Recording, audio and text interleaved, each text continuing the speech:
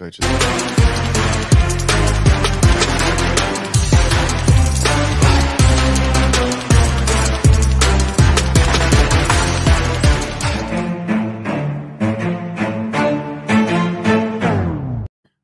Good morning, ladies and gentlemen. Welcome to a national holiday, ladies and gentlemen. It is draft day. It is Sturch Gooch, and we're coming to you live from the Flipping Made Easy studio, broadcasting to you, chopping it up right here from the Cabinet Creation Sports Desk.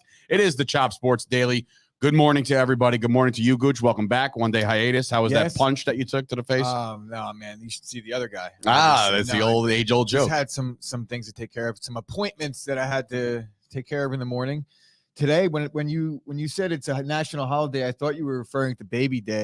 Baby Day has been rudely interrupted this morning by a son of a bitch, a piece of shit. So if you Payne, get on this. Yeah, get on this, Payne. So if anybody in the Newark area sees a white Honda Civic driving around with a Chop Sports sticker, well, that'll give it away. It is in fact a stolen car. Ashmere Fitt's car was stolen this morning. That's incredibly terrible. I've had that happen to me. I don't know if I should even be talking about it because it's. So, I mean, it's not that I discuss in detail, but it sucks. It's just been a tough morning for poor Ash. So if anybody, sees Ash in the comments, give her if she's in the comments, then honestly, if she's in the comments, then she is the most dedicated person I have ever met in my life. There she is. Holy shit. She is. On cue. I was just going to say, Ash, our thoughts are with you, girl. Get your stuff back. It'll happen. Don't worry about it. I had this happen to me once. It did happen right out of my driveway. It was a scary, scary situation, man. And it sucks. I went outside to go to work, hit the unlock button, and the truck was gone. And I was like, well, wait, maybe I parked it somewhere else. And then I'm like, because it was Baby Day, all her stuff was in the car. So all her gym stuff, all her laptop. It's just a very tragic thing. It really is tragic. I don't think it's in Newark. It's nearby. It's in Kearney. I'm familiar with Kearney, North Arlington, Harrison area. Who knows, man? These people, they get these cars, they strip them down. You might never see this thing again. So Scoop, you're an insurance guy. Wow, we're really going here. If a car is stolen, and there's actual belongings in it, that's the value. That's the value get factored in when they do your little statement thingy? Yeah, I don't know. When you go evaluate, because it's at that point. He used the card in Newark. Oh my God! Like Jesus Christ! Like 6 minutes scumbags out there, guys. Anyway, so our thoughts are with you, Ash. Yeah, hopefully Ashley, later on I get to see you, and maybe we'll do something fun to cheer you up. Yeah, like watch the draft at MJ's. It is draft night. Poor Ash. she's going through it today. I feel for you, baby. It'll be okay. You'll be okay. Everything will be all right. We're the entire Chop Sports Army is behind you. We're all going to take a field trip to Newark right after the show, and we're going to search for your car. We're going to get them by the throat and just drag them down. Anyway, it is Sturch Gooch. As I said, it is a draft day. It is a special day. All the mocks are done. All the stuff that we've been talking about leading up to this moment is over. The draft goes down tonight. The Jaguars have been on the clock since, I don't know, October, it feels like. So they've been doing their due diligence and all that stuff to get involved and try to get themselves a premier player at one. And of course, Schefter tweeted that the sky is blue today, in which he basically went on and said, "Yeah, this is the craziest draft ever." Sources have told me that the Jaguars are not in the quarterback market. But what he did say, according to executives, this is the craziest draft maybe in league history. They said the exact same thing last year when Aaron Rodgers was going to get traded. I will say that this draft, and no disrespect to the draft, the players in it, whatever, it has lost a little luster because of the fact that there's no premier quarterbacks. See, I disagree. Go on. Elaborate. I disagree because it doesn't really matter. The fact that there is no premier quarterbacks almost adds luster to me because I think they get overhyped every season. You see too many guys that go way higher than they should because of the premium at quarterback position. Yeah. Never pan out. There's only 32 jobs in the league. If you look around football right now, there's about 20 to 25 of them that are either a project or they have their guy. So there's not many teams that are even really in need of a quarterback. I would say the teams that are in need of a quarterback right now, off the top of my head, Carolina, Seattle, if they don't want to go to the Drew Lock route, that's two. Carolina, Seattle, Atlanta, yeah. Well, Atlanta's got Mariota, so I know he is a starting caliber quarterback. Talk a little bit about the Atlanta Falcons in a little bit. I got some tidbits for you. Okay, tidbits are fun. Later on in the show, I have not talked to him or confirmed with him, but there's a possibility. I think this is going to happen. Kevin Dunn of the Test Football Academy will be joining us later on today. He's the one who founded Test Football Academy. What they do is they take all these draft prospects and they train them even harder and harder and harder in preparations for their pro days and everything like that. Guys that basically don't get the burn that they should get. I don't know. They put out a video the other day with Kenny Pickett. They might have worked with Pickett. I don't know. But we'll talk to him later on. Hopefully, we'll talk to him later on. I did send him all the information and stuff. Wait, so I'm not to go off of what you were saying, but I'm just reading the comments here. And Chris Payne is saying that this will be the first time in 16 years a quarterback will not be taken first. No, during the first round. No, that's not right. Two things: one, that's not going to happen, and two, it hasn't happened in more than 16 years. No, the first time. No, this is like the fifth time that it hasn't happened. Yes. I think Schefter put that stupid tweet out. First overall. Yes. Yeah. It's like Myles Garrett and guys like that. They were drafted. So your stat is wrong. Stop going to Schefter. Actually, Schefter had it right. So anyway, if you want to support the show, thank you, Rob over there. Dude, he is coming into his own as a producer. He's basically saying, shut the fuck up, Dave, and promote the damn Patreon. So that's what I'm going to do. Patreon.com/Chop Sports to support the show. Become a Patreon member. We appreciate everybody who's come on board already and the people that are in the future, which will be getting extra content probably in the midsummer, early fall as football season approaches. If you become a Dynasty member, we'd really appreciate that as well.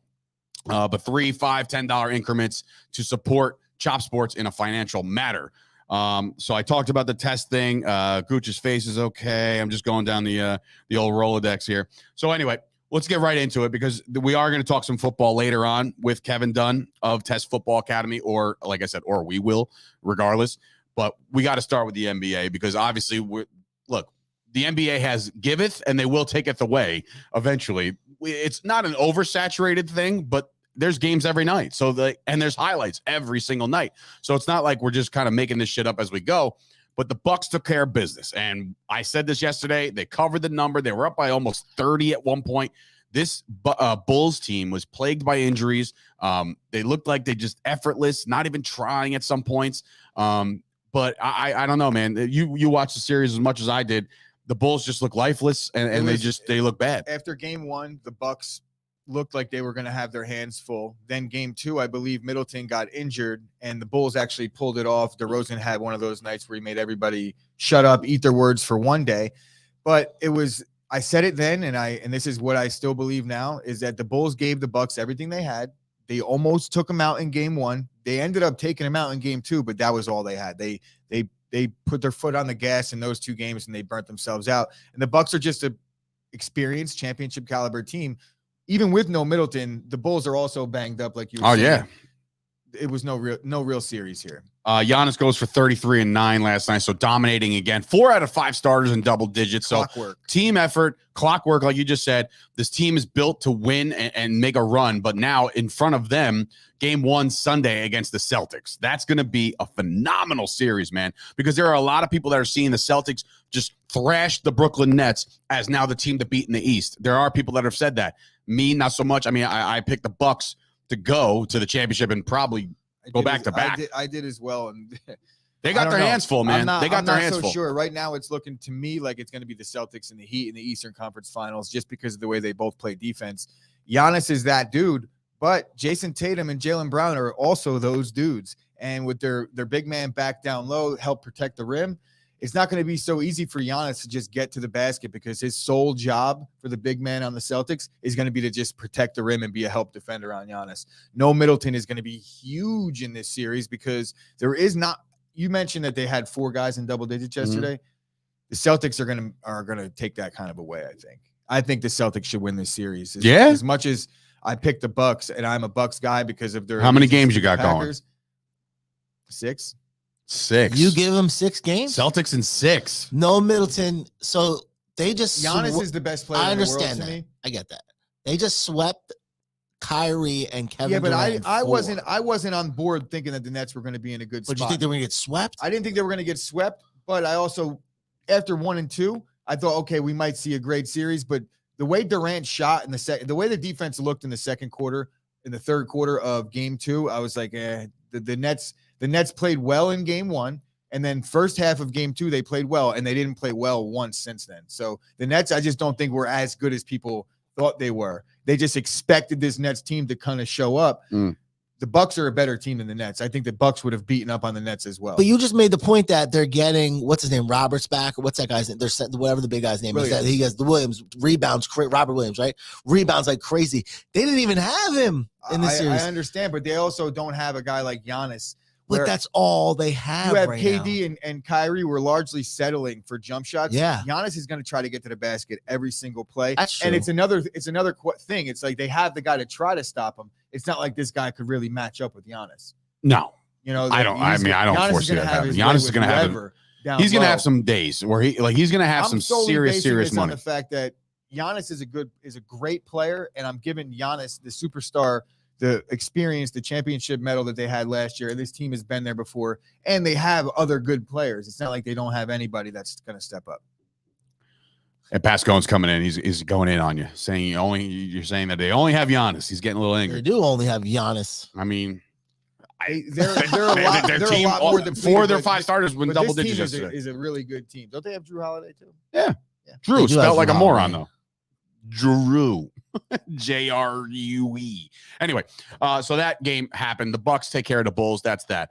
The second game of the night last night. Rob, it's not like I'm picking the Bucks to win, even though I would I like them understand. to. And I still think if there's going to go 6 games, there's going to be some good games in there that could go either way.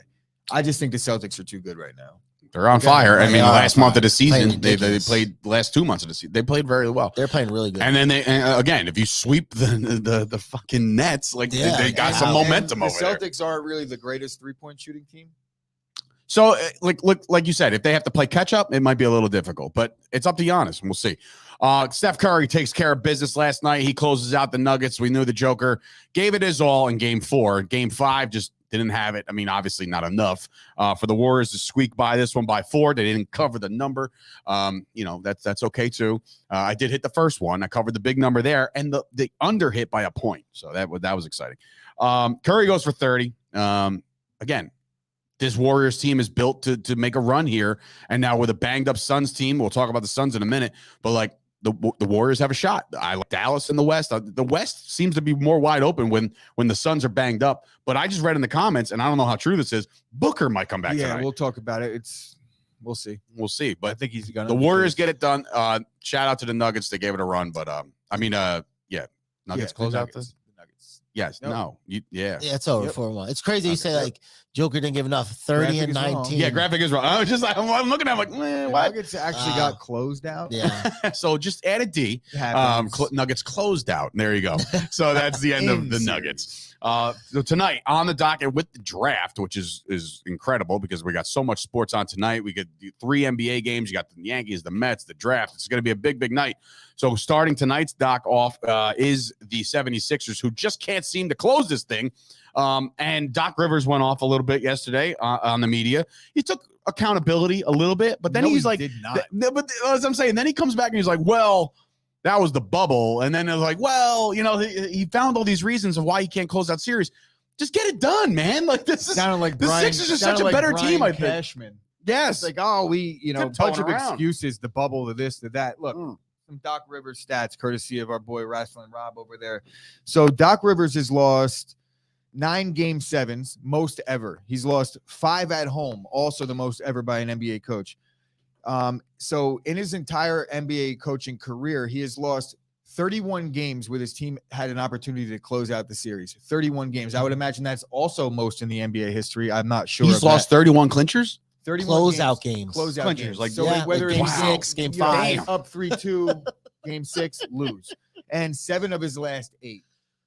That is nuts. Jesus Christ. What's when the spread? his little tirade was, I believe, responding to questions about these numbers. And at that point, in this particular junction, you have no business to go off on a tirade. Just put your head down and say, look, yeah, those numbers exist. We got to do our job, and it is what it is. But maybe he's trying to fire his team up. I have no idea. James Harden can't shoot 11 shots. He also can't shoot 40 shots. So find your this game going 7. Is this series going 7? I would love it. I just don't believe. I don't. For the number, these numbers, all the trends. I love it. If we ask the toast, forget everything. Just go with the trends because according to this, them giving 1.5 points, I think that's a steal. They don't win. Isn't this game in Toronto? It's in Toronto. Oh, dude, they don't this win seems like a no-brainer. They don't right? win these games. Philly, Embiid's dealing with the hand injury. He wasn't able to protect the basket. They got dominated inside the paint. James Harden has to step up. And when we're counting on a guy like James Harden, who in the postseason, he did have one decent postseason the year with Chris Paul, where he got injured and left against, I think it was Oklahoma City. They ended up losing that series too. Either way, James Harden has been largely absent in big-time postseason games. It's his time to shine right now, and he's also a fat slob. So I just don't believe that James Harden is going to be the guy. You couple that with the fact that Doc Rivers, while I think he's a really good coach, the history hasn't been on his side in these spots. You put respect on Felton's name there, Basco, and I see what you're doing. If I see Felton's name in there in the comments, put respect on his name. Don't you dare compare the two. Isn't it just crazy, though, that you're seeing these games and, like, the Ben Simmons issue. It's a hilarious comparison, by the way. I know, it's a fantastic comparison. Absolutely hilarious. You get the Ben Simmons issue yesterday when we're talking about that. Now you got a guy like Harden can't show up in the big game. And then isn't it crazy that like we're kind of forming into a era in which the Knicks fans, and I always have to put a Knicks spin on this. I'm a Knicks guy. So like, don't you think they have like a good, strong case next year to add one piece and be very competitive, considering all these super teams? And I'm not saying they're all stacked this way, but like they can run with these guys because of the diva-like mentality where these guys keep losing games. I would say, the Knicks should be a premier free agent destination. I don't know what it is about that place. It's fucking Dolan. It's Jim Dolan. Fucking Dolan. Other than the owner, I was going to get Nobody to likes that. Dolan. I guess it's really that bad there, where the players just completely hate playing for that organization. But one day, eventually, the Knicks will hit on a draft pick eventually, and that's how I think it has to happen for them, because they're not able to cut you off. Nobody wants to sign there as a free agent. It's just too big of a chore. I sang his praises yesterday with Rob on the show. Ja Morant, all world, right? I saw somebody post in the Chop Sports Facebook group. We got a lot of traction, and it came a lot from Kyle because he thinks, and Kyle, I love you, and I like most of your takes. I didn't see the post. He said that RJ Barrett was better than Ja Morant. Like, Ja Morant doesn't play defense, he says. Well, I mean, RJ Barrett doesn't play winning basketball. Ja Morant does. Right. Games can be decided with Ja Morant. Games are not being decided with RJ Barrett. Barrett can go off. Barrett can have great games, but he's not going to be the reason why all of a sudden the Knicks go on a run. Ja Morant is carrying his team. RJ Barrett's a better defender, but the NBA is all about creating offense, clearly. You know, Trae Young's a star. Ja Morant's a star. These guys are. Trae Young's star might have dimmed a little bit. He's a fucking star. Did you hear what Draymond Green said about Trae Young on his podcast? He was like, for NBA players that are active having podcasts is fantastic. It's fantastic television, fantastic. He was audio. like, people were talking about the beginning of the season that Steph was done and Trae was the new Steph. He was like, that boy had 11 points and averaged 16% from the floor. Steph would never do that in the playoffs. Yeah. Well, look, he's backing up his boy, which I get. But look, let's pump the brakes on Trae Young. Let's all go nuts there. It is the comparison because they both shoot from deep, but I would say the comparison stops there. Yeah, I do think Trae Young is a star in this league as of now. But I said yesterday, maybe you could agree with it, or do you think Trae Young, the only way Trae Young star shines as brightest is if he's not the number one guy? Like if he shines as a number two? I think he could always be the number one. But that means you got to build in Atlanta. He could always be the number one offensive scoring, but I don't think he's going to be a champion if he's the number one guy. That's what I'm saying. For him to win a championship, he's got to join somebody else. He's going to be a superstar in the league. He's going to score a ton of points. Imagine he signs with the Knicks, regardless. But after just wouldn't crushing us, gotta have to figure out a way to play some defense or get some guys around him that can. Yeah. All right, moving on. What else we got? We got the other games going on tonight. Obviously, Game 6, the Phoenix Suns. Scoop said it before. I don't know how true it is. Could Booker possibly play tonight? Is that a thing? I guess that's about 5.5 weeks early on the comeback. Yeah, what happened there? He's going to be on for 6 weeks. But this is what happens in the playoffs. You get these guys that are just, he wants to win. He's got a little bit of Kobe in him. I feel like Devin Booker does have a little bit of that killer instinct where he doesn't take any prisoners. He's not really extra friendly on the court. Who wants to be? Fuck and he wants to win, and Chris Paul wants him to win, and Chris Paul needs him out there because the clock is ticking on him getting his title. Yeah, isn't it crazy that Chris Paul, as many teams as he plays, doesn't have a title yet? Yeah, it's crazy. He got robbed, though. I think Devin Booker, well, he's been robbed with his own injury history. He's probably robbed by the fact that the NBA blocked The The Lakers trade. Yeah, I remember. He just reminded me of that. But right now, a guy like Devin Booker, I'm not sure what his effectiveness is going to be, but because he's able to just be a set shooter, he actually will be able to help this team because they really do need the shooter out there. Chris Paul with the pick and roll, they could run that still. The offense doesn't really miss a beat with no Booker being able to create his shot. I guess it does miss a beat, but if he's out there, it's going to help the Suns, no doubt about it. They need him. I don't know, like I said, how he's going to be going forward because a hamstring, it could completely go. Yeah, it's true. It's very true. I mean, the beginning of this week, I think last week on the show, we even said that the Pelicans coach said to the team, like, don't last year the same thing happened. He'll be back for this series. Don't think 5 weeks is going to happen. I'm thinking just based off the number, based off the way this has been going, Booker or not, I think I might roll with New Orleans +2. Mm-hmm. I don't know. That's the way I'm feeling right now. I think Obviously, Booker should sit this one because Game 7, if you could steal this one anyway. Mike's coming in, so he's going with he's putting some coin over on the Pelicans as well. So maybe this series goes 7. We might get a couple Game 7s.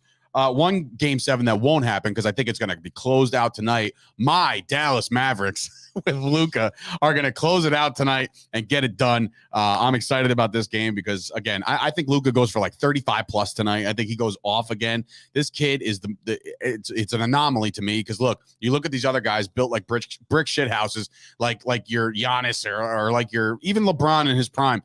Like these guys are just built for tough. You know what I'm saying? But then you look at a guy like this guy, what? Built Ford Tough. Yeah, I know. They're not sponsors or anything like that, but like, you know what I'm saying? Like Ford Tough. That was a dadism right there. How is that a dadism? That was like a middle-aged white guy dadism. Jesus Christ. Did you hear me call the Kanye Yee yesterday? You probably didn't tune into that. This guy went off the rocker. Anthony, by the way, A4's in the building for his last day. I'm sorry, I'm remiss to say that. But yeah, I was like, Yee. And he's like, it's yay. And I'm like, well, it's Yeezys. He's like, there's an extra E in Yeezys. He was shaking his head the whole time. I was like, oh, how white am I? When you shorten like Andre, are you like, yeah, what's up, Dree? What up, Dree? I do not do that. I do not do that. So, in any event, coming in with a question for what's you the guys. question? Yes. Would you consider Zion obese?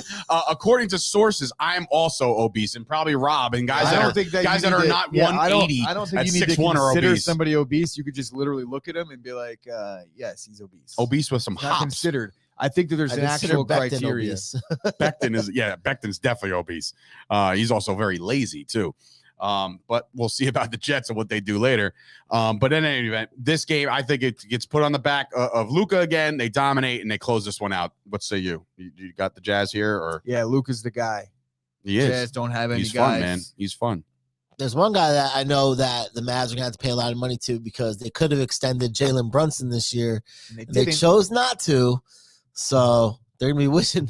Or they're not going to be able to extend them because I think that Dallas, as bad as their roster is outside of Luka, I don't think got Tim Hardaway Jr. on the bench. Like they're not doing great financially. I saw him. He's on Dallas still. He's hurt. He's out. He's there, but he's there though. I saw his face. Yeah. I saw his face. I saw his face on the bench. I saw his face on the bench more than I've seen Ben Simmons' face on the bench. Neil Keen is there too with Dallas. Frankie? I'm pretty sure he plays defense there. I've seen him. In any event, that is the NBA playoffs that goes down tonight. Hopefully, like I said, I'll be pulling for the Mavericks. But before we get into anything else, Gooch, I have a very, very important question, and you got to answer it honestly. Are you worried that you're going to run out of money in retirement? Yes. Okay, so that's good. Or what are you going to do about long-term care if you need that? What will your family do, right? I'm not going to make it that long. You're not going to make it that long. Yeah, I don't well, think you might in the cards. You might. If short-term care, you can stop worrying and start planning. That's right. You can do that. A comprehensive retirement plan that gives you security and greater control over your money. We're talking about the Fusco Agency right here. Michael Fusco can help you. As president, Fusco Insurance Agency, Michael can work with you to create a comprehensive retirement plan. He'll explore all your options using life insurance, annuities to help you build a more secure future. So, Gooch, you could stop worrying now, in the now. Don't worry now. You got to call him right now, 718-701-5787 to schedule your complimentary consultation. That's 718-701-5787. There is a disclosure here. Guarantees and protections are subject to the claims paying ability of the issuing company. Some insurance policies are not available in all states. That is Michael Fusco, who emailed me yesterday. Something pretty interesting. I'll pass it along It's just an email about some golf related. Speaking of golf, I guess Jay, call us, please. Let me know what the hell's going on. But yeah, Michael Fusco has told me that he wants to watch the show more. He's trying to, but he's a busy guy because people are burning up the phone. So give him a call. Speaking of, I don't even know how to segue into that one. So you're just gonna have to talk about your butt crack snacks. So what's up, boys? By the way, it's on the road. I mean, it's en route. We're getting brand new packages. Who left me this? Oh, that was homeboy over here. You left me a nice little note. I used it. You used it on the show, butt crack snack. Oh, you did. Yeah. You did. So he did the live read. I did the read. He just held up butt crack I was snack. gonna say I gotta go trim that up, post it on social. So How can boys, you trim it? If you use the lawnmower 4.0, of course. So What a boys, layup. spring has sprung. It is swamp ass season. So make sure you get that taint nice and sleek for the ladies out As there. I take a sip of drink, this is like. Do everyone a favor. We got some disgusting things going on down below in the underbelly, the dark underbelly of man. It's no place for a nice lady to be. So what we're going to do is when she wants to go downstairs and have a nice little butt crack snack, what you have to make sure you do is you trim up with the Manscaped Lawnmower 4.0 with the 400K LED light. And honestly, if she needs to navigate down there while she's having the butt crack snack, you could just let her borrow the trimmer. Be like, I might have missed a few. It reduces the risk. She's going to navigate herself? It reduces the risk of nicks and cuts. And if you want to get real kinky, maybe you could have her do it for you. Hey, there's a flashlight on her, ain't there is a There flashlight. is a 400K LED flashlight. So if you need a little probe job, no butt stuff, boys. Without the 400K LED light, that is. So they also have the Plow 2.0 for your face. I'm not sure you're going to need any light on there. I don't think there is a light on there. No, but, it's just a shaver. But you can just hold up the Plow and the 4.0 and kind of get a little dual action. They don't see me on camera, thank God, because I'm sure you guys could figure out what I was doing with my hands in that situation. Take that Not down. that there's Hurry anything wrong with that. So yeah, go over to manscaped.com. 1 second too late. Use the promo code CHOPSPORTS for 20% off, and it's free shipping worldwide. And boys, don't forget, April, all of April is the month where we raise awareness for testicular cancer. So early detection saves lives. Make sure today you either have a friend check your balls for you or check your own. Make sure we get rid of those lumps, and early detection saves lives. Manscaped.com, Chop Sports, 20% off. Butt crack snack. I like it. Jungle. I like it. I Dark like it. underbelly of Bring that back man. up. So anyway, Ooh. the best comment here is the scoop. So it's just going into the upside down with Stranger Things. They're just going in. It's just like fucking hanging things off the. Oh God! But that can all be fixed with of course, Manscaped. Also want to give a special shout out to steveaspar.com. If you guys are looking to upgrade your web services, or you're trying to build a website for your company, or you're trying to fix whatever existing website you have, steveaspar.com. He helps you out. New York, New Jersey. He's very, very good. He's very, very affordable. He's a good dude. He's honest to a fault, meaning if it sucks, he'll tell you. But go check out steveaspar.com. And of course, our friends over at lilacsageboutique.com. Use CHOP10 at checkout. You're getting 10% off. It is a women's clothing. Yes. Why, Dave? Why would you do this? Why would you agree to promote women's clothing? Well, first of all, great stuff. I've seen it. Okay, I've seen it. We've had people around here buy these things. Great quality stuff. They have a whole boutique. Boutique meaning like once things are sold, they like replenish with like different products and stuff like that. So like if you just sign up for their newsletter or their email blast, so you get all the new stuff. Store? That's what I like thought too. No. See, no. Because look, if you go to a store, there's multiple sizes. There's like, if you see that shirt and you see it in small, medium, so large, it's like extra large. if they have one of these, they have one of those. So it's one of one. Yeah, it's man. Like, So like, and once you buy that, they're gonna replace it with this. You know what I'm saying? Dave, yeah, that's the difference between a store and a boutique. Uh-huh. Are you sure? Probably not. But you know what? I'm doing the best I can. I'm drowning here. Proud of you, buddy. Thank you. I appreciate it. So go check out lilacsageboutique.com. They're also veteran-owned business. So if you support the troops, support these guys right here. They're good people. Also, anyway. Mother's Day next week. Go buy some shit for Mom. Whoa. Next week? It's not next week. 2 weeks? Oh, Jesus. Fuck, Calm down. I have man. no idea what today is. Honestly, it's baby day. Damn, And it's bro. all Like, fucking in shambles. oh my God. You had me nervous Me because I'm too, sitting there like, bro. I got to get something for my mom. Like, it's, I I don't even want to see my mom on Mother's Day. That's sad. Well, you got a couple weeks to sort something out. Yeah, it's just very true. When the fuck is Mother's Day though? Like I gotta. May 8th. Is it the 8th? All right, so it's the Sunday after WrestlePro. Is it? I think so. I don't know. Usually, yes, May 8th, Mother's Day. May Boom, done. 8th. Bobby, if you're watching this, Bobby Erbsis, if you're watching this, you know this joke, and it is fucking hilarious. No, I'm not even going to bother getting into the inside joke, but May 8th, Bobby, come see me. He gets it. Okay, so one of one. Get that joke. Anyway, those are the reads, and we appreciate that. So, the NFL draft, as we await our guest. There, he got it. Yeah, there it is. He's ha-ha-haing to death. As we await our guest, hopefully he joins us. It is Kevin Dunn from the Test Football Academy. That's basically what that is anybody who gets out of college and they might need a little extra training heading into their pro day or heading into the draft. This is where they would go. I mean, it's one of the premier establishments around, especially in the tri-state area. I think they're in the tri-state area. That would be wrong of me not to say, but I'm pretty sure they are. Kevin would be better to answer that. And like I said, no actual confirmation, but let's talk draft, okay? Because there are things that are brewing right now. And of course, if you watch all the coverage, if you've seen our mock drafts, and we brought on Connor Livesay the other day for his mock draft, and just different things, there is a lot of rumors swirling. It's of course draft day. Like, how many quarterbacks are going to go in round one? How many moves are going to be made? I saw Mel Kiper's latest mock draft, which got the Cowboys trading up to 13 to draft a tackle. What? What? Why? Yes, do they need a tackle eventually? Sure do. And if they find someone that they covet, great. But then, shout out to guys like Mike Fisher. And I'm not one to just bash all media outlets, but I will bash this one. Mike Fisher writes for Sports Illustrated. He's an old hackadoodle-doo that has been way over past his prime. You got to move over, bro. You got to move over. You got to stop posting clickbait shit, because he posted yesterday that the Cowboys are, quote, desperate to move up. No team is desperate to move up, ever. So I don't know who you talk to. If anything, there's teams that might be desperate to move down, more so than move up. But use the word desperate.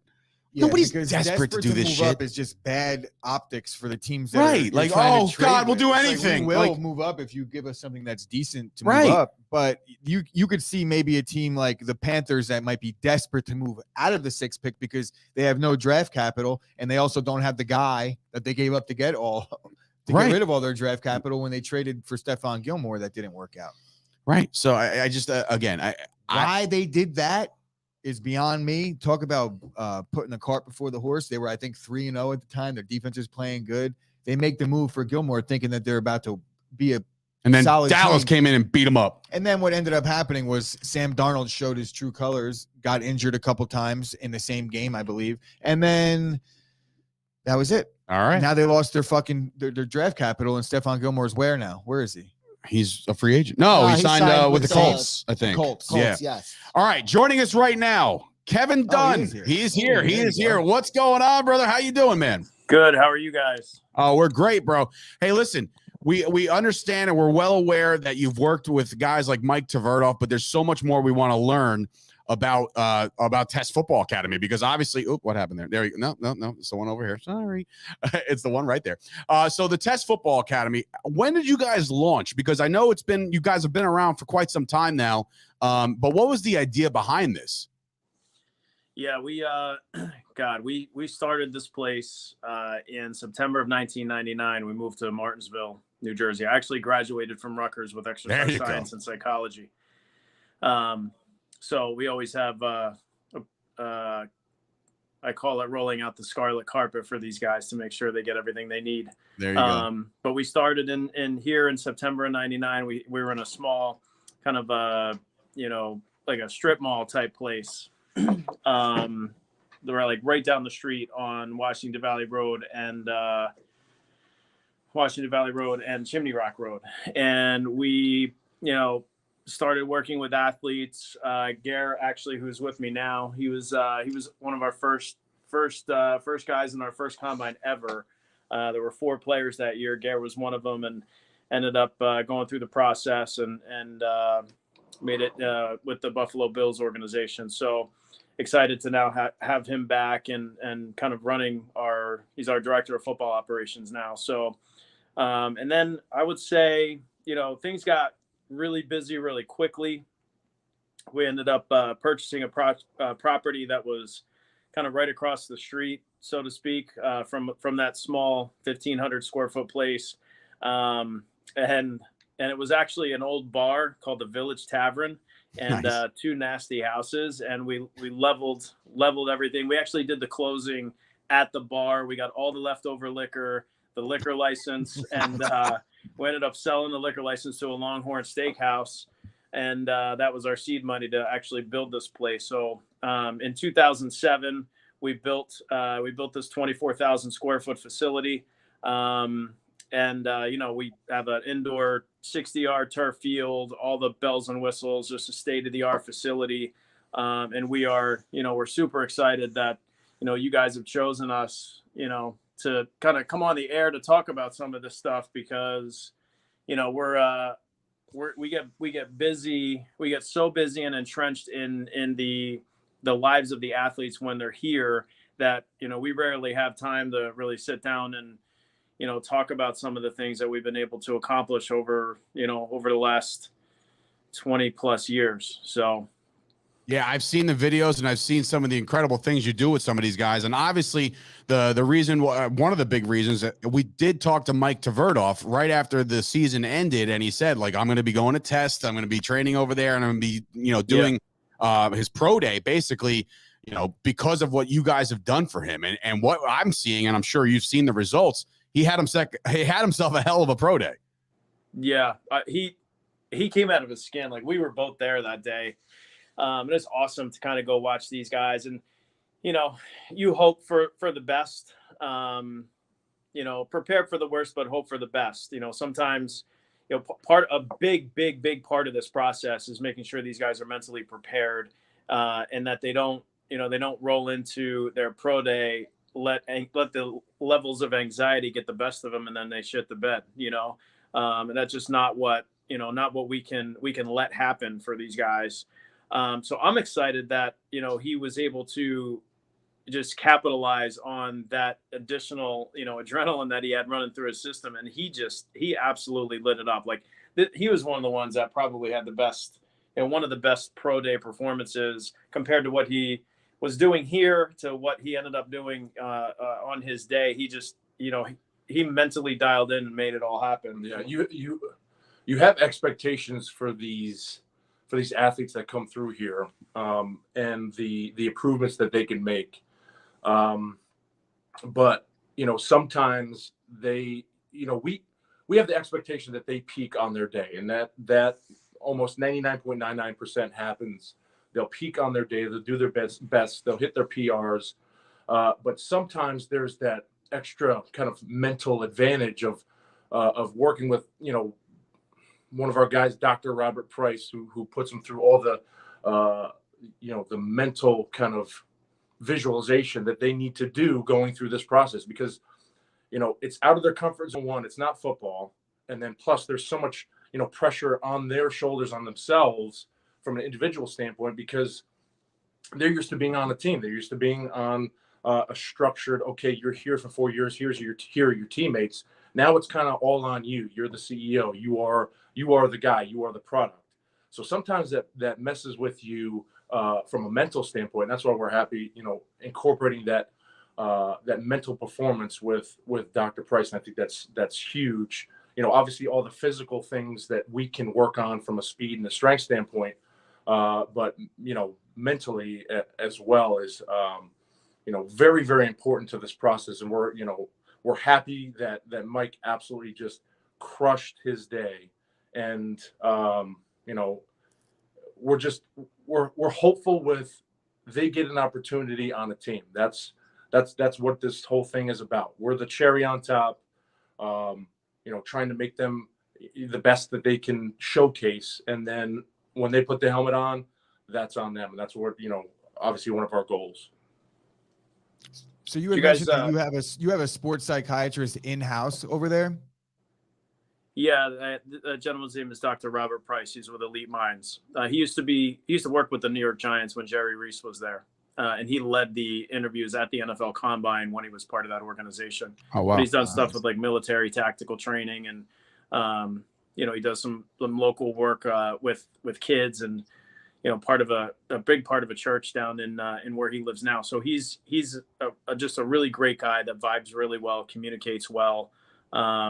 And from the standpoint of being able to interview, right? Being able to tell your story. That's a big part of this process. Mhm. But then also peak performance on one day, right? How not to let that anxiety, get so high and so bad that your performance actually. And a lot of these guys declines. are used to being the best on their team. They're coming from high school, and then they're obviously draft prospects. So they've excelled at the college level, and now you go into a situation where you have to prove your worth all over again. So I guess that helps, and I don't really hear many of the, you see like a lot of working on the speed, working on the strength and conditioning, but this is the first time where I'm speaking to somebody and they're like, yeah, we actually have a sports psychiatrist in-house. Yeah, it's like a full-fledged powerhouse over there down at Test. That's a great thing. It's a great thing. Now, I did read on your Instagram yesterday, is 45 the biggest number of guys that you're sending to the NFL? Is that accurate? Am I accurate when I say that? 45 guys coming out of Test going right to the NFL draft tonight?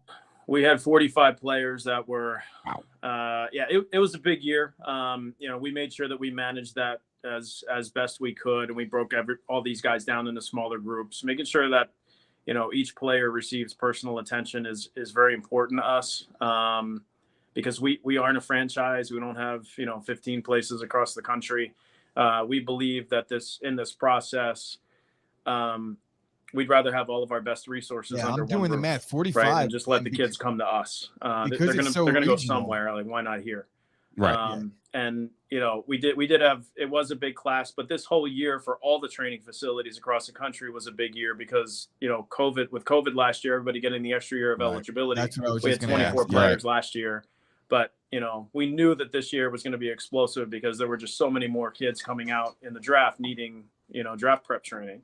So so we were prepared for that. We knew it was going to be a big year. We made sure we had smaller groups, and we were prepared for that type of volume, just with staffing and very carefully planning field space and everything else. So it was a solid year. We're pretty excited. It should be a great weekend for us and a great weekend for these kids. They're the ones who put the work in and the time. We're just excited to see what the future holds. So let me ask, you said 45 is a lot. And It's I'm thinking about, like, are these all local kids? These are guys that are from around here, or do you have people traveling from all over? Yeah, both. We had Both. kids that were living at a local, extended stay. Wow. We had a handful of guys from Rutgers as well. Right. So, Trey Avery was another one who absolutely lit up his pro day. He ran a 3.95, 5.10.5. He was in the low 4.4s, high 4.3s on his 40. He's definitely going to get some kind of a look. We had Billy Taylor, the long snapper that Gare actually worked with like all through high school. Had a tremendous relationship with him. So, that's, I guess, from being around so long, which is a good thing and a bad thing. Yeah. Because we keep getting older, but these kids stay the same age every year. Dazed and confused. Yeah, but it's pretty funny now that we're saying, when we're recruiting these kids, we're saying, okay, so how old are you now? And they say, 21, 22. Like, okay, well, we've been doing this now for 24 years. So they were So three. longer than you've been alive. They were not even born. They were negative three. Crazy. Right. So I got to ask, obviously 45 guys does anybody jump off the charts? Now I did see something that I educated myself throughout the course of the last week about tests. Did you guys have anything to do with Kenny Pickett, or did you because I saw something there. Like, I don't know, maybe I was just reading a different digital thing, Nope. but like, So we have a quarterback coach that we've been working with for almost a decade now. His name is Tony Rasiopi. I know Rasiopi. Why do I know that name? Does he commentate? Is he a commentator for any sports? No. All right. So Rasiopi recently he's been on the NFL Network, but yeah, maybe I don't know. The name jumped out at me. But go ahead. Sorry. Yeah, he has a lot of NFL clients, high school. He's heavy on the high school training circuit, but he's an incredible coach. Yeah, he's awesome. He's that, he's the Rasiopi. He's an Italian guy. He's my paisan over there. Good gym job. Teacher. His wife teaches at the same school. They've got 2 kids. They got one on the way. Just a tremendous communicator, which you love to see in a coach. And with the level of passion that he has like that. The guys were just migrating to him. He had his career he was at Rowan for a while. when he played. When he came out, went through the draft process, and bounced around to a couple of camps. But is such a great coach. Like I want to say, better coach than he was even a player at this point. Just to give the proper cues, both verbally and from a tactile standpoint, visually, ton of video review, film review, and is just super passionate about the position. And he's been working with Kenny because he's also from the shore. He actually lived not too far from right next door to Kenny's grandfather and his mom when growing up, like when he was in first grade all the way up through I want to say 8th or 9th grade. He said he moved out. But so he's known the family for years and has been working with Kenny since for the last 6 years. And we got him. He started training with us when he was making his decision whether or not he was going to come out and enter the draft last year or take the extra year of eligibility. He came into us. He wanted to get our opinion. He met with our physical therapist to get their opinion. He got on the phone with Peyton Manning because he went to the Manning camp through through Tony, because Tony's been a coach at the Manning camp for the last 6 years. So he's like, listen, here's what you're weighing out. You can take the risk and go back for another year and bet on yourself. There's always a potential of an injury, which could be more devastating. Or you could be, the risk to come out now is that you risk sitting on the couch and not hearing your name called until very late, or you're a free agent and you're regretting the decision of coming out now when you could have gone back to make a difference. Definitely made a great decision. And we just said, like, look, Kenny, whatever your decision is, like, we are going to back you 1,000%. But just know this: if you decide to stay in, if you're not the number one pick of the draft, we still have work to do. And we went in and attacked every day with that mentality. And, he started, when he finally made the decision to stay in, he had the whole summer, like, okay, what am I going to do? He was going to come up here a couple of days a week because he was still living down the shore. It's over an hour to drive here. He committed originally to twice a week. And then as soon as he started to, taste the medicine, he committed to 4 days a week here through the summer. And then went back to Pitt for his last year in the best shape of his life, and just was so far ahead of where he's ever been. And he completely balled out. Completely balled out. Look at the situation then. Totally. Yeah, and now he's in a situation where what? Fake slide. The fake slide, yeah. Fake slide. That was him, bro. Did you guys teach that at the Test Academy? The fake slide. Pretty good decision, right? Yeah, absolutely. So now look, Kenny's in a great position where he's probably more than likely going to be a first-round draft pick, and it's because he went back and did his thing and trained with you guys and went back to Pitt, and it was a great decision. It's going to turn out to work out really well for him. Is there anybody else that nobody is talking about right now that could just show up in the day 2, day 3, or even tonight? The guys, obviously we're close with Mike Tverdov, and then that kind of worked out great because I truly think that because of you guys and because of his pro day, that he went from probably an undrafted free agent to a 6th or 7th round pick. That's my prediction based off the mocks that I've been seeing, based off the rankings, but it's because of the pro day. Do you have anybody else that's kind of shooting up the ranks for you guys that you're really excited to see what happens? Yeah, I mean, I think, we've been working with a kid, Ryan Vandermark. He was an offensive lineman out of UConn. We met him actually through COVID. He was looking for a place to train. And we were doing some one-on-one sessions, when it was legal for us to do so. Not a lot of places reopened. We literally had, wedding tents outside in the friggin' parking lot just to, stay alive. Gotta do what you gotta do. So, he's been grinding with us, for now a couple of years. He didn't do his draft prep with us. He went down to Florida because that's where his agent sent him. But once his time was up down there, when he came back home, he came right back to us. And I think he's going to do well. Do you have any predictions? Yeah. I mean, I like, Dustin Crum, Kent State quarterback. I don't think a lot of people are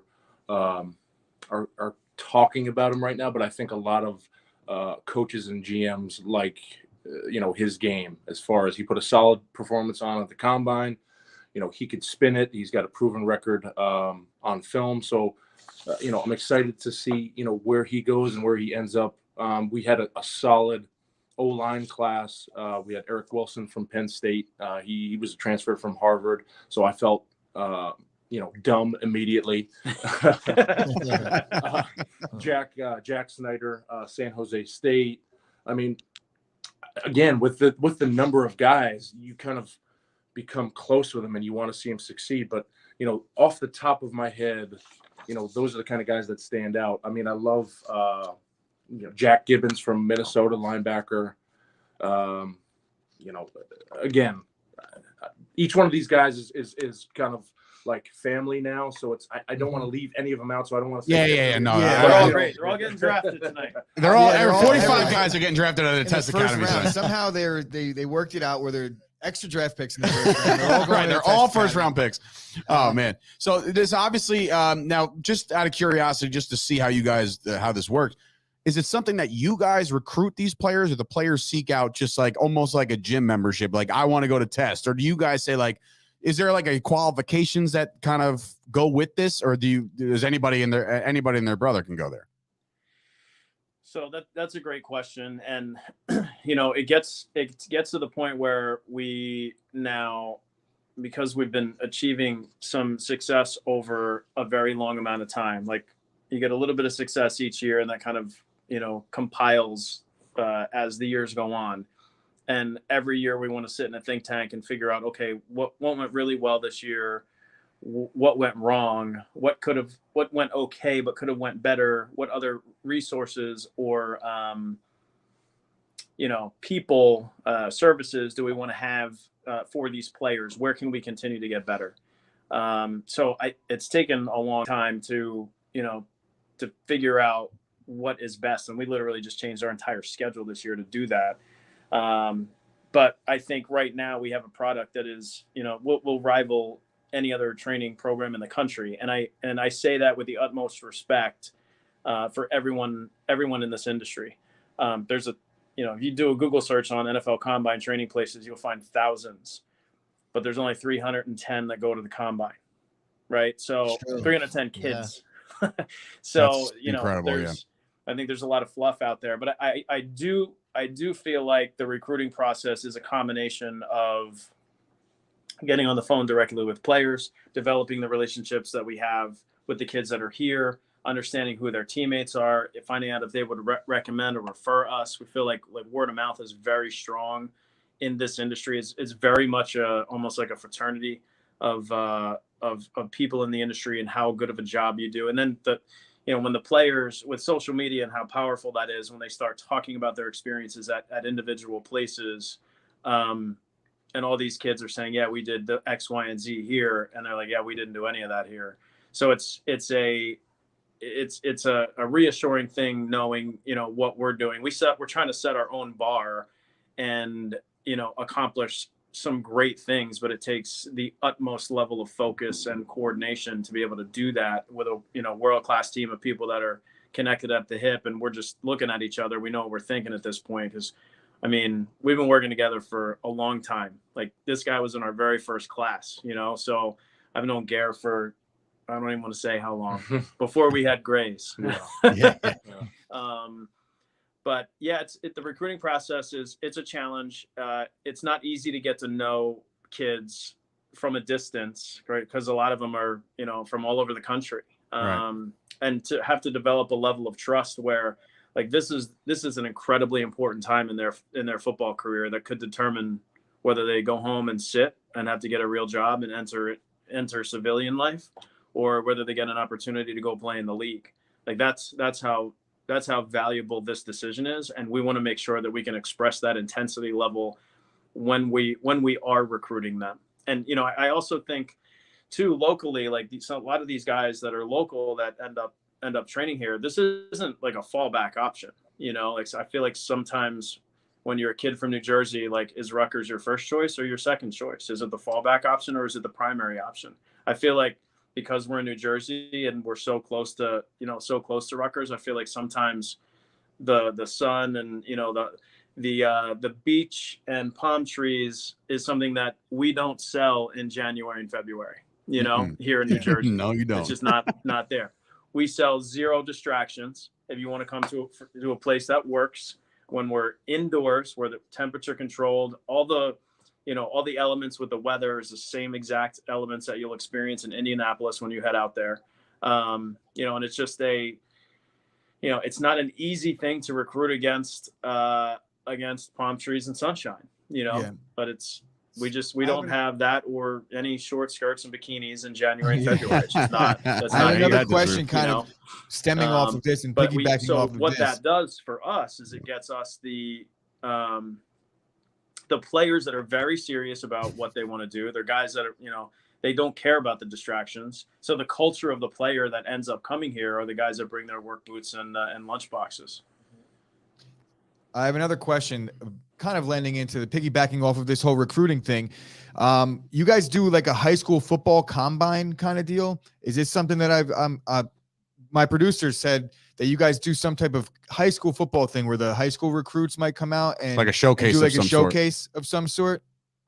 Absolutely. So we've had such a good track record with what we're doing. We want it to trickle down to the younger athlete, and we have the resources to do so. And what we did last year was we held a showcase just to kind of test the waters, because we've done a great job of getting results from elite athletes. Let's take some local kids and they're running a ton of showcases nowadays, so let's get them prepped for that. So last year in July, we ran like a showcase kind of intensive where we tested them. We did the same kind of baseline testing and progression that we do with our combine athletes, and we had incredible success with it.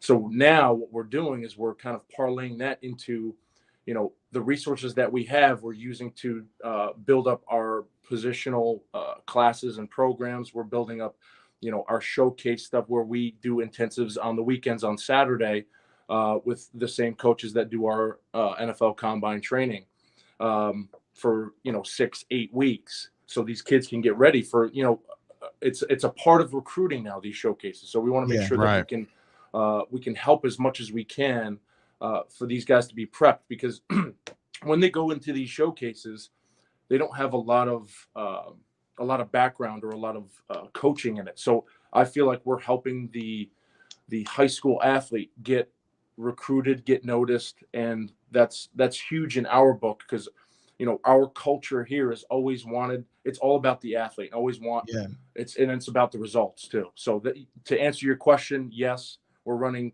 positional programs. Actually, we would love to come down there and check one of those days out. And our showcase stuff is going on right now.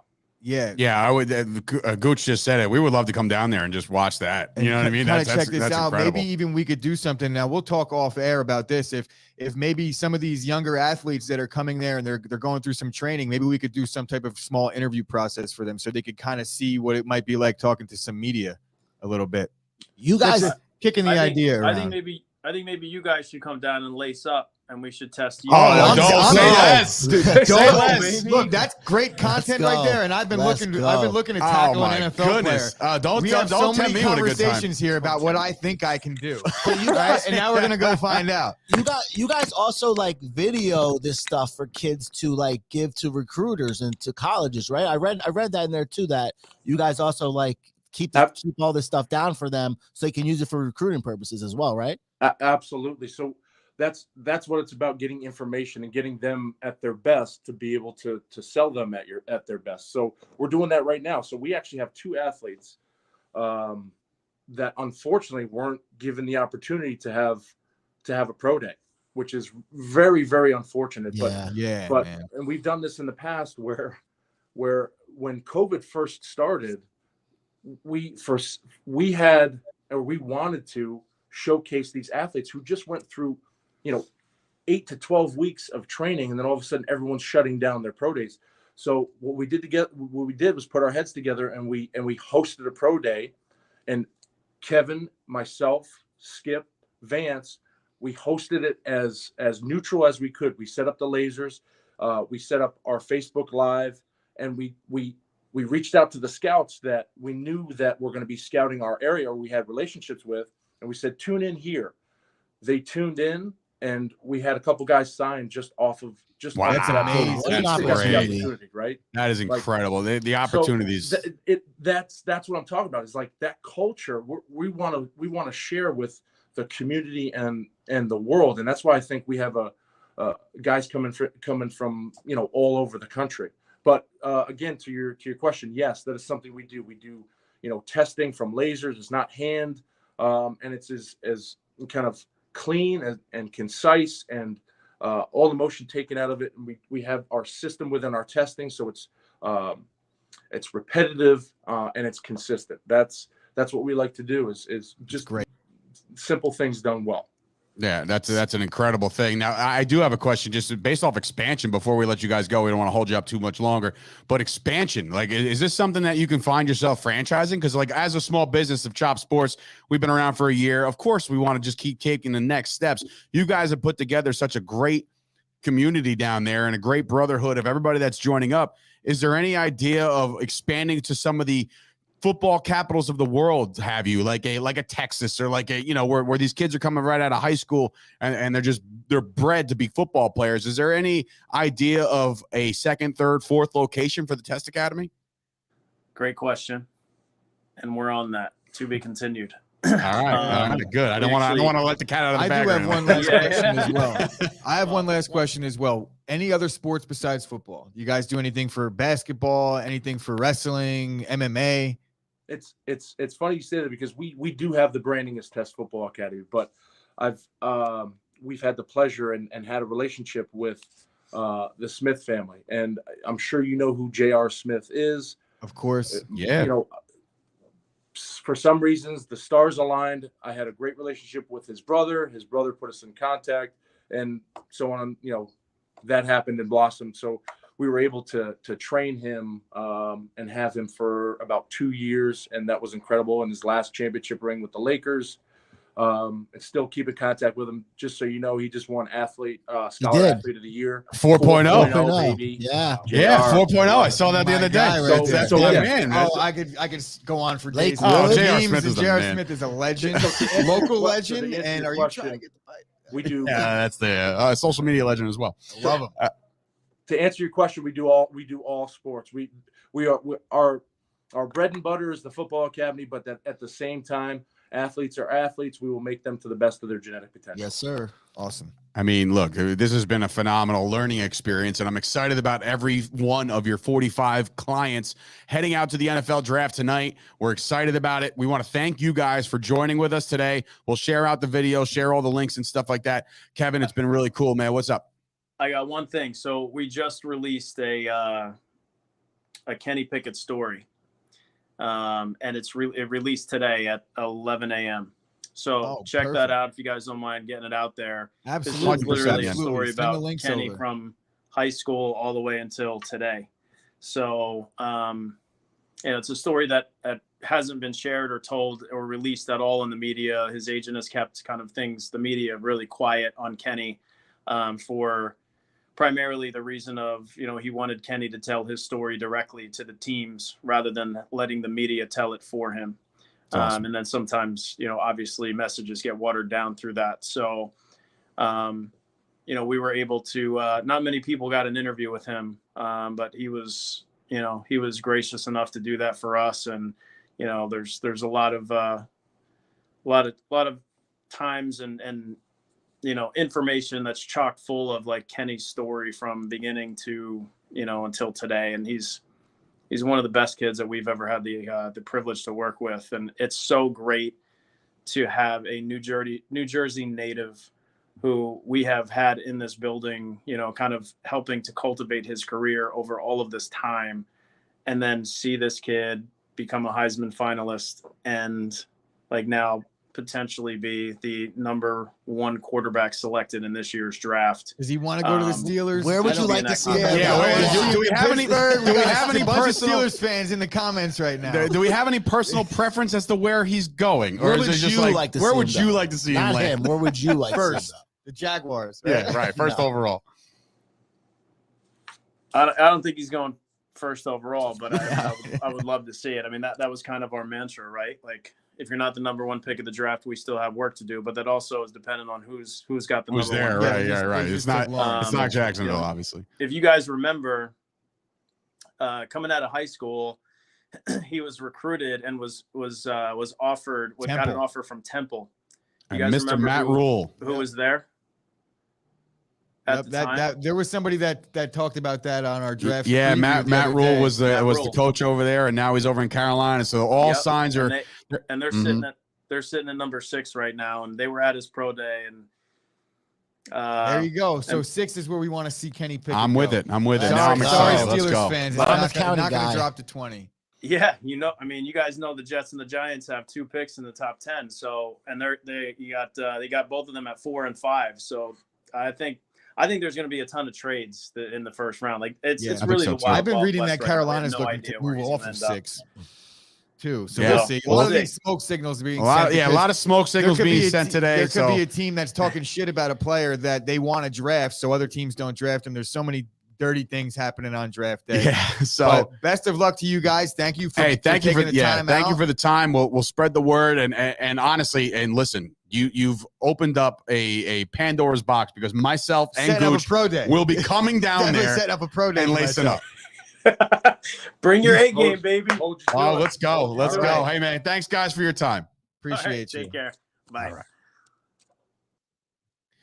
So that is, there I am. It happened again. There we go. So that is the Test Academy. That was awesome. You learn a lot, and Kenny Pickett was one of their guys. It's exciting, man. It's draft season, baby, and draft is here. It's here. Very excited about that. One more thing before we go, because I totally forgot about it. I shot right over it. Yes, I was going to ask. Ready? What? Hold on one second, because I did want to touch on the Yankees real quick. Winners of 5 straight. In first place by themselves right now. Very excited. Rizzo, 8 home runs. They're doing well. Who was that guy that was talking shit saying that the Mets were going to finish with a better record than the Yankees this year? Was that me? I think they still have a better record than the Yankees. They're not going to finish with a better record, though. But last night, the call was answered, okay? Here's the video. Here's what happened. It happened last night or yesterday, and I texted Payne right away, who called the fight. He said, this is going to happen. You're hearing, banging around. I think it's fighting going on over. Yeah, maybe they're having a Royal Rumble. There's something going on. Anyways, you're hearing above us, and there's only 2 floors. All right, play. And it's up and in, and you had to know that was coming. And Arenado nods out at Lopez as if to say, I knew, and now he says, come get me. And here we go. You knew something was going to happen, and here it is. Both benches empty, and they are really going at it now. This has been brewing for the last couple of days. And after J.D. Davis got drilled in the ankle, bodies start to fly. And it's these Cabrera who hit J.D. Davis is right in the middle of it. That's Pete in the middle of it.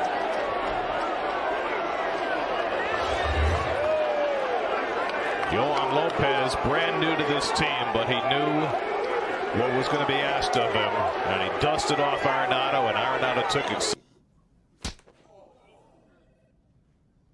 That is what we call a bitch slap for a bitch. What do you say we go outside and finish it off, huh? You are going down for this, Ari. I don't really care. I had to throw that in there. A bitch slap for a bitch. Not one slap was thrown. What's going on? Yeah, right no, now? not one slap was thrown. That was Ari Gold. Of course, we were just talking about him. Not one slap was thrown. The pitch wasn't even close. Okay. This whole thing, Arenado literally lost a lot of credibility by even jawing off at anybody for this, because you knew the shit was coming. We didn't know it was going to. I almost said we didn't know it was going to arrive so fast. I don't understand why all the Arenado hate. Dude, what's he complaining about? He got thrown at. Was it though? Look, was it though? Look, was it a throw at? Also, I want to know what was said by the Met, because Arenado backed out. He didn't charge the mound. He backed out. He shook his head, knew that was coming. He acknowledged it. All right. And then the Met probably said, "Fuck you, said something." And he was like, "Well, then I'm right here. Come get me." And then the fight started. That's just 2 guys. Emotions are running high. Arenado didn't charge the mound. I feel like this is all good. This is what we needed. The Mets, 19 hit by pitches in 20 games. Whether or not you're throwing at these guys or not, or if Bassett's comments kind of counters the point that the Mets are being thrown at, because he said that pitchers don't have control over the baseball. And then you're getting mad. It's like, bro, you said it yourself. We don't have control. But the Mets are right to be angry. The only one Arenado's okay to be angry back. And it's baseball, baby. It's baseball, Susan. The only one to actually get thrown around was Pete Alonso. He got like a headlock takeover by a coach. Is that right? Yeah, it was a coach. Dude, I mean, that's embarrassing. But I think that, Alonso would probably be like, you know what? In any other situation, I'd murder this guy. And I want to understand, everybody's saying, Gooch, Joe LaCorey, come on, man. That's some baby shit right there. Fair. Now, if Alex Rodriguez got thrown at, didn't get hit, and did the same thing and cursed back at the pitcher and said something, nobody on the Yankees would be like, what a bit. We would be like, yeah, fucking A-Rod not taking shit, because we don't have a dog. You're in the right. race. So, we're looking at it like Arenado is a bitch. I'm going to retract. I'm going to retract that shit. I'm going to retract in the same. I would retract had the Mets player not said anything, because something had to have triggered him, bro. It's like so Arenado's not. He backed out. He acknowledged. Okay, he kind of did like okay. And look, there's 9 guys. And then all of a sudden, I didn't throw at you. There's 9 guys on the team. You're picking me. It's like, all right, I take exception to that. Whether or not. Also, the Mets pitcher pussied out. It wasn't that he didn't try to hit him. Well, you heard it in the commentary. He said it in the commentary. He said like he's a new pitcher, like he's brand new. He had a job to do there. Down 10-5. It's time to get back. Our dignity at this point. And he brushed him off. The pitch, I don't think, was warranted for any kind of scuffle at all. But it happened. The Mets stood up for their guys. The Mets were clearing the benches there, and I think it was more the benches that had to do with it, because both benches were at the top and they were both jawing right away. It escalated. No harm, no foul. Okay, but anyway, so the way I see this, and here's my biggest stickler with this whole thing. When you're like, if you play hockey, A4 is a hockey player. There's a rule. Third man gets in a lot of trouble. If there's a third man that comes on a fight out of nowhere, a lot of trouble. Why is it in baseball that you're allowed to not only clear your bench, but the fucking bullpen comes running in from right field? And slow nonetheless. It's so hilarious to see the catcher's like, why don't the bullpen just meet up down in center field? The bullpen should just meet up in center field, right. It should just beat the shit out of each I other. don't think that's the idea. The idea is to be there for your guys in the event that how much support does so one man late, need? bro? What are they going and for? Also, it's like there's a fight happening over there. It's like, just gonna hang out over here. It's like, I'm gonna go fucking watch the fight too. I'm running right to the spot. I'm surprised that there's not fans and be like, I need to see right? Come on, it's a fist fight. I bet you there's some players that are like, son of a bitch, I gotta get up. Oh yeah, no, the guys, especially the guys like the bullpen like catchers, like they got the fucking Pujols, and you saw his face. He's like, bro, come the fuck back. But watch, Pujols was in Alonso's face, and all of a sudden Alonso was like, "Okay, sir, sorry." Respect your elders. Respect your elders. But that was it was a phenomenal. There was a couple other dust-ups that were almost dust-ups. Major League Baseball has been sort of giving with the beef. There hasn't been any actual real fights. This was the closest thing we got. Scoop just said that the Cardinals come into Citi Field in May. Yeah. Well, so there's not going to be much time removed. And on top of that, I'm pretty sure that the Cardinals manager was okay with. He said he was okay with Alonso getting tossed around. Yeah, well, of course he is. Look, you got to be a little bit more professional. They're not going to fight. They're both going to be warned prior to. You're going to expect this craziness to happen, but typically when there's beef with a team, you fight, and then Major League Baseball clamps down on it. I do want to talk about one thing, though. 2 things really with the Angels. One, Angels? Yeah. Okay. It's relevant to Jared Weaver threw at Kyle Seager. Okay. Right. And he threw 83 miles an hour at him. Like a breaking ball? That's what you're supposed to do. The back, in the small, the back of his arm, 83 miles an hour. It didn't go above the shoulder. They had a little jawing match because Seager was taking too long to get in the box. He said, stand in the fucking box. Seager put his hand up again.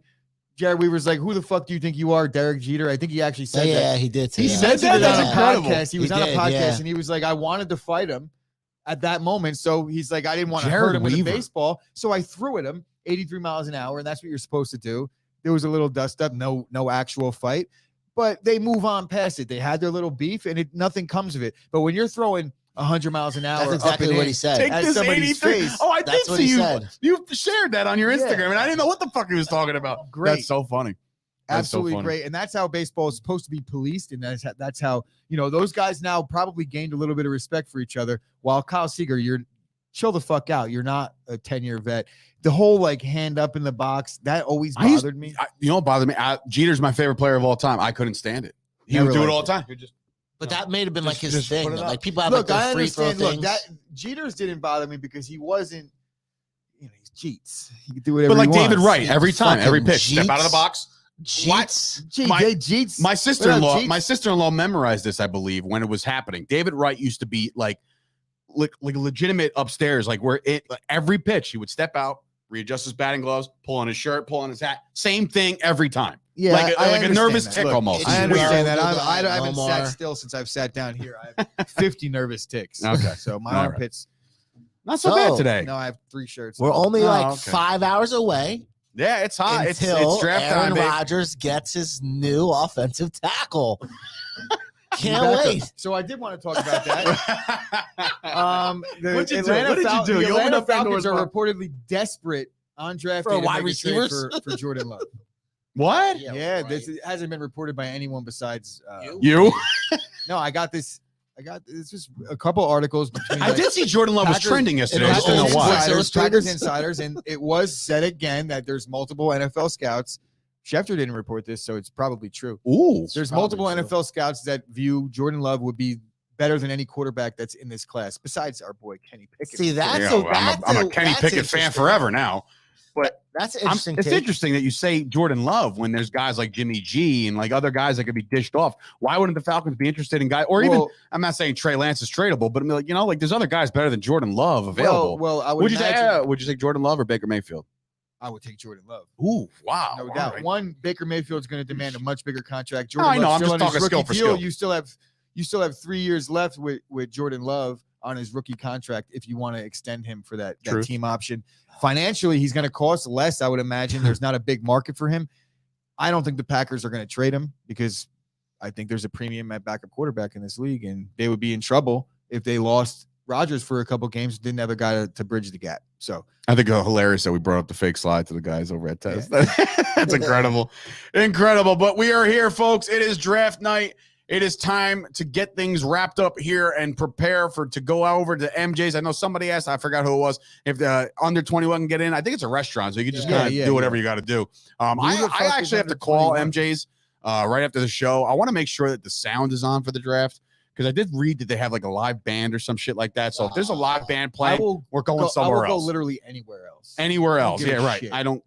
I want to make sure of that. So We want to be able to hear. right. Stand by, all you guys that are joining us tonight. I will make an announcement later on. Maybe I'll go live again for a half a second just to let you, if there's a change of plans. If not, status quo, be at MJ's later on tonight. I'll probably get there at like, I don't know, 2. No, I'm kidding. But yeah, there will be drinks to be had and NFL draft picks to be made for Sturch and Gooch. But one more time, you have to bring up I will. Mike 1. Ant, it has been an absolute pleasure having you on. We You just woke him appreciate. up. I think I know he was sleeping.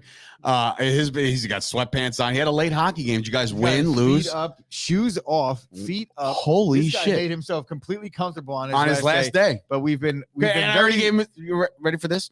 Yesterday, he hits me up. He's like, "Hey man, there's traffic. I'm gonna be late." I was like, "I just put strongly agree that you're punctual on your review." Yeah. Like, and now you're gonna do We've this to me on the last extremely day. lucky to have Anthony on board with us. We appreciate you breaking our cherry, popping our actual real handshake intern cherry.